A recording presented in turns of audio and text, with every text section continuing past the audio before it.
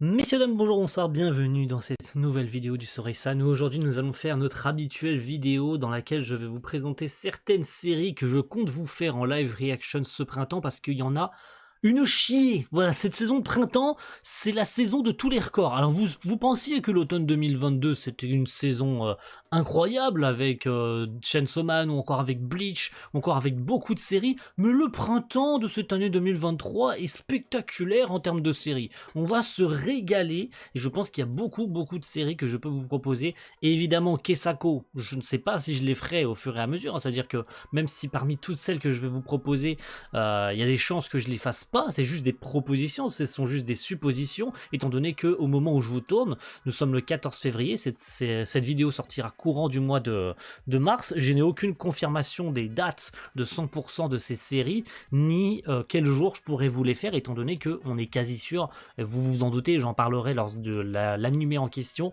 que je vous la ferai de toute façon, et vu qu'il va y avoir toujours une série en cours. Je peux l'évoquer, vous la connaissez, c'est Nier Automata, qui va faire 24 épisodes, qui risque de faire 24 épisodes, encore aucune confirmation à ce sujet, mais il se pourrait que Nier Automata continue ce printemps 2022-23, et que ça continue encore même jusqu'à l'été, hein, vu que ça 24 épisodes est l'équivalent de 6 mois de diffusion, donc ça pourrait aller jusqu'à l'été. Donc à voir si je peux encadrer encore une série dans mon calendrier ou pas, si je peux en mettre plus pour vous sustenter de beaucoup de vidéos avec la reprise de ma vie pro, donc ça m'aiderait beaucoup, hein, aussi à combler des trous de vidéos, je vous le cache pas, hein. Donc on va passer très rapidement, je vais vous mettre en plein écran et puis on va faire très rapidement le tour, hein. Je me suis connecté au site Notijon, vous verrez tout de toute façon avec tous les onglets, les séries que je compte vous proposer, il n'y a pas de surprise, hein, de toute façon vous les connaissez toutes les séries du printemps que je peux vous proposer. La première c'est sans aucun doute Dr Stone saison 3 New World, qui arrive en ce printemps, toujours de chez TMS Entertainment. J'ai déjà lu le manga, donc je sais tout ce qui se passe dans cette saison de Dr Stone, ce qui pourrait ne pas être une surprise me concernant, mais comme l'adaptation est pas mauvaise, il y a d'ailleurs eu un épisode spécial d'une heure à peu près, qui est entre la saison 2 et la saison 3, qui fait apparaître les nouveaux personnages, hein. Je vous renvoie vers cet épisode spécial sur Crunchyroll, et franchement j'ai hâte, hein, puisque l'arc qui arrive dans cette saison 3 risque d'être assez intéressant, et on va passer sur quelque chose d'un peu plus sérieux, hein, concernant Dr Stone. Ça va plus être simplement de la science pour faire de la science, hein. L'adaptation va aussi devoir proposer quelque chose de propre en termes de visuel, parce que la série était assez ok, c'était ok tiers jusqu'à maintenant Dr Stone, mais c'était pas oufissime non plus, quoi. C'était du décalqué sur le manga sans faire trop d'efforts sur l'adaptation, et là pour le coup, vu le contenu qui arrive avec cette saison 3, va falloir faire des efforts TMS, hein. Et les équipes de TMS ont plutôt intérêt à faire des efforts. Voilà la première proposition.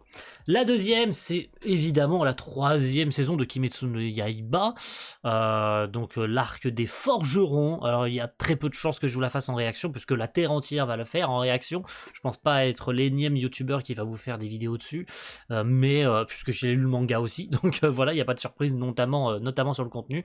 Mais voilà, il y a très peu de chances, mais ça reste quand même dans mon esprit, ça reste dans ma tête, et ça fait partie des propositions. Donc à voir, vous comme moi, ce qui pourrait arriver. Voilà, comme ça au moins on est clair. Troisième série, si jamais elle veut bien apparaître, hein. Il s'agit de Hell's Paradise de chez Mappa. Eh oui, notamment cette El Famoso série que tout le monde attend avec impatience. Je sais que les fans du manga qui est fini, si ma mémoire est bonne, Hell's Paradise, je crois que le manga est terminé. Mais voilà, les gens attendent énormément cette série, dont on n'a toujours pas de véritables images. On a eu de 2-3 images de la part de Mappa, et évidemment on l'attend au tournant, comme SNK, comme tous les projets de Mappa, hein. On les attend au tournant au vu des équipes et au vu de ce qu'ils vont être capables de proposer. Surtout que évidemment ça fait très peur sur l'avenir si Mappa n'arrive pas à tenir le coche sur les adaptations qu'ils sont capables de proposer au vu de tous les projets qu'ils vont avoir en cours ces prochains mois, ces prochaines années. Mais Hell's Paradise a l'air sympathique, encore un que je ne compte très probablement pas faire, mais ça reste dans ma tête, ça reste dans mon esprit, ça peut être une possibilité, et de toute façon je vous tiendrai au courant sur un post YouTube si jamais je vous fais évidemment à terme cet animé de Hell's Paradise. Passons à la quatrième, Tonikaku Kawaii, pardonnez-moi, j'ai bugué. Tonikaku Kawaii saison 2, une série incroyable du studio Seven's Arc, adaptée du manga du même nom. Une première saison qui a retourné Internet, hein, que dire si ce n'est qu'elle a retourné Internet. Il y a eu un OAV qui est sorti cet été, qui est l'été dernier, pardonnez-moi, l'été dernier, qui était attendu par le monde entier et c'était une folie, hein, c'était dinguissime. On n'attendait pas une série si mignonne et franchement c'est un vrai moment de détente cette série de Tonikaku Kawaii et franchement j'ai très hâte de voir cette saison 2 et puis voilà, ça fait partie, ça commence à faire partie des possibilités. Très sincèrement, j'ai beaucoup envie de la faire en réaction cette saison 2, rien que pour vous poser en fin de journée devant une de mes réactions sur Tonikaku Kawaii, parce que cette série risque d'être vraiment dingue en termes de contenu. Ça va être très mignon et j'ai vraiment hâte. Franchement, j'ai très hâte de voir cette saison. Franchement. 5e série, Masamune-kun no Revenge. Et c'est ici, hein, saison 2 de Masamune-kun no Revenge. On n'attendait pas spécialement Masamune-kun no Revenge pour la simple et bonne raison que Masamune-kun avait eu une fin de première saison qui est sortie en 2016-2017. Une fin assez brutale, une fin en mode on compte pas faire de saison 2, une saison 1 qui était finalement qu'un simple brouillon, qu'une simple une simple série qui va booster le manga qui fait que 50 chapitres. J'ai lu tout le manga, donc encore une série que je connais et dont je connais la fin, mais la série animée avait ajouté même un OAV qui se passe après la fin du manga. Donc en fait on s'était dit pour les lecteurs que c'était pas possible d'avoir de suite en fait après ça. C'était pas logique que le studio fasse une suite, ou tout du moins c'était pas possible de revenir en arrière vu qu'ils avaient fait un OAV qui se passe après la fin du manga dans laquelle machin et bidule sont ensemble, machin truc, c'est une romance, donc de toute façon machin finit avec machin, voilà, je veux pas vous spoiler le contenu, mais vous devriez vous douter de qui finit avec qui de toute façon, hein, au vu de la série et au vu de ce que ça raconte, hein, Masamune qui veut se venger de cette meuf là, hein, voilà. J'ai plus les noms donc c'est pour ça que j'ai pas envie de dire de bêtises, j'ai même pas le nom des personnages en tête, ça fait un moment, il faudrait que je relise le manga d'ailleurs, c'était pas ouf mais ça allait quoi, c'était pas incroyable, puis c'est toujours Silverlink en plus aux commandes. On a vraiment cru à un poisson d'avril quand ça avait été annoncé, puisque ça avait été annoncé chez nous, en France, le 1er avril. Donc on avait vraiment pris ça pour un giga joke, mais en fait, au Japon, quand l'annonce est arrivée, le Japon était déjà passé au 2 avril. Donc non, c'était pas un joke, c'était une vraie annonce d'une saison 2. Vraiment, on l'attendait pas. Donc on est très content et je suis très content et j'ai hâte de voir ce que cette saison 2 va nous raconter, enfin en tout cas pour les Anime Only, hein, j'ai hâte pour vous et il y a possibilité que je vous la fasse en réaction si jamais vous le souhaitez. Voilà, c'est dans mes cartons, c'est dans les cartons, voilà, sachez-le. Je sais même plus, je crois qu'on est à la 6e, Mashle de A1 Picture, une série qui me fait très peur. J'ai très peur, surtout que je connais pas le manga, je sais pas ce que ça vaut. Apparemment c'est quelque chose de très parodique, un peu à la One Punch Man, où le héros est surpuissant et il fait un petit peu n'importe quoi. C'est une espèce d'univers magique, hein, de ce que j'ai compris. De toute façon la gueule de l'affiche parle d'elle-même, hein, au vu du personnage principal, qui apparemment est un perso, de ce que j'ai compris, assez surpuissant, mais ou bien c'est l'inverse, le mec a pas de pouvoir magique, je sais pas, je comprends pas trop l'histoire, mais en tout cas ce qui est sûr c'est que ça risque d'être quelque chose de plus parodique qu'autre chose. C'est un peu un mélange de shonen sans être vraiment du shonen. C'est comme les genres l'indiquent, c'est plus de la comédie qu'autre chose, mais ça fait partie du shonen parce que il y a des combats, mais ça tourne plus au ridicule qu'autre chose. Je connais pas. Donc si je me trompe, n'hésitez pas à me reprendre. Les images sont pas très, voilà, ça fait peur, hein. Surtout si c'est une série gérée par Aniplex. Hein, j'ai peur. Il me semble que c'est une série gérée par Aniplex ou pas. Mais c'est vrai qu'A1 Picture a quand même beaucoup de séries, donc ça fait très peur. Mais ça reste dans les cartons quand même. Donc à voir à l'avenir si je vous la fais ou non. Si avec les images ça me donne plus envie que n'importe lesquelles des séries que je vous ai présentées jusqu'à maintenant. Mais ça reste dans les tuyaux. Voilà. On approche doucement de la fin avec, ça arrive, Oshinoko. Oshinoko, une série énormément attendue, du même auteur que Kaguya-sama, hein.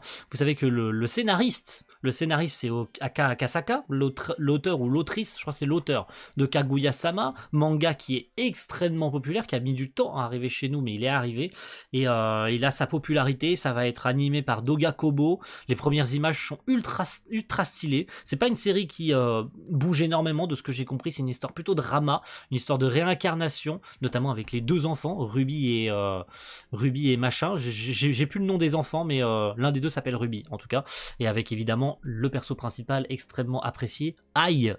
Doga Kobo a l'air de proposer quelque chose de sympa. On sait que Doga Kobo c'est pas des adaptations superbes ni extrêmement stylées, mais il n'empêche que ça a l'air de faire le café au vu du contenu de la série, au vu de ce que ça va raconter. Il y a eu évidemment son petit lot de critiques et des gens qui attendaient plus que ça a l'air de très peu bouger machin. Moi je suis pas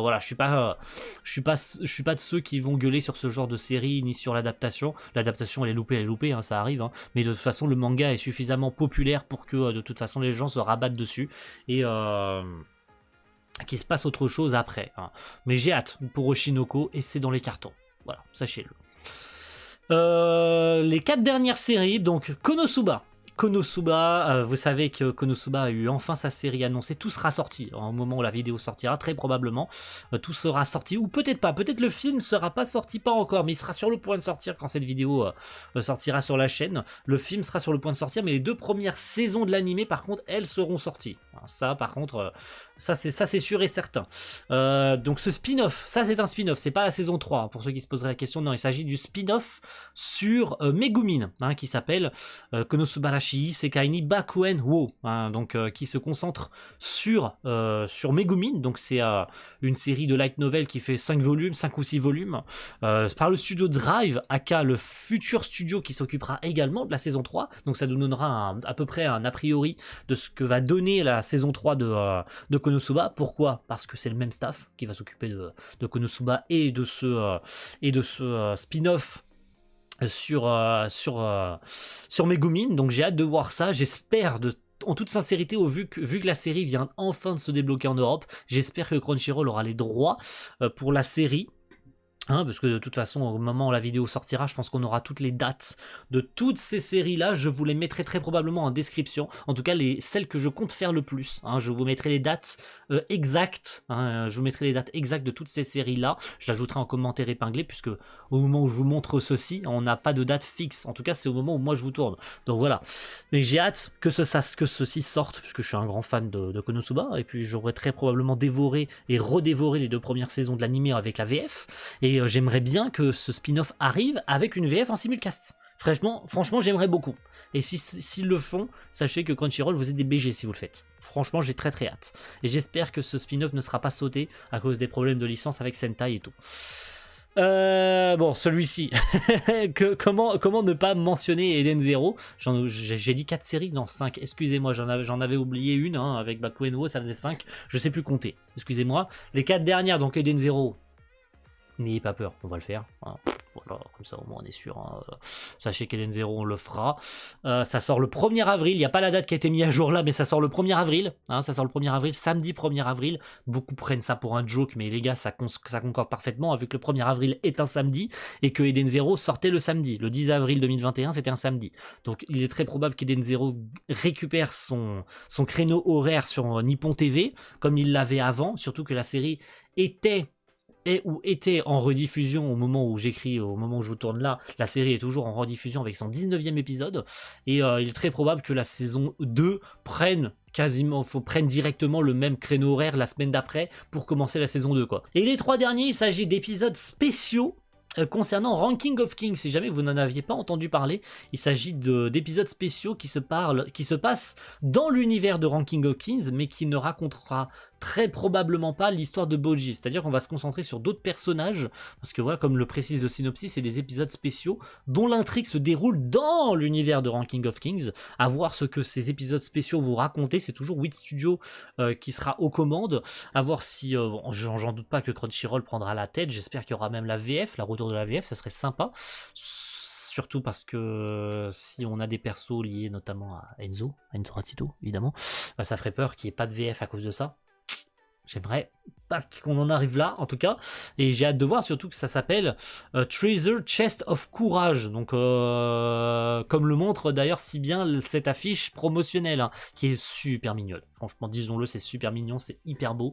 Avec Bojji qui ouvre un coffre au trésor, avec évidemment Kage Ombre qui est sur le coffre. Donc j'ai hâte de voir ce que ça donnera. Mais ça laisse sous-entendre que ça sera quand même sur Bojji, hein, cette histoire supplémentaire, ces épisodes spéciaux. Mais le synopsis semble dire que c'est autre chose, que ça ne sera pas sur Bojji. Mais on verra bien. hein. On va finir avec les 2 derniers, avec une série. Je ne savais pas que ça m'intéresserait autant. Je le garde de côté. Je ne sais pas si je le ferai. Boku no Kokoro no Yabai Yatsu, qui est du studio Shinei Animation, qui a l'air de ressembler beaucoup à ce genre de série romance, qui ressemble beaucoup à Takagi, notamment à Takagi-san, donc le genre de série où tu as une meuf amoureuse d'un mec qui va le taquiner, etc. Je sais pas si c'est le contenu, hein, mais ça ressemble beaucoup. Ça m'étonnerait pas d'ailleurs que la fille soit doublée par Rie Takahashi. En plus, c'est le studio de Takagi-san, hein, Shinei Animation. Mais j'ai hâte de voir ce que ça va donner, et je suis perplexe. Il est très probable que j'y jette un œil sur le premier épisode, sur les premières minutes, si j'accroche ou non à cette série, mais c'est dans les cartons aussi. Et pour finir, celui dont je suis celui que j'attends le moins, alors que pourtant c'est le manga que j'attends beaucoup. Pourquoi?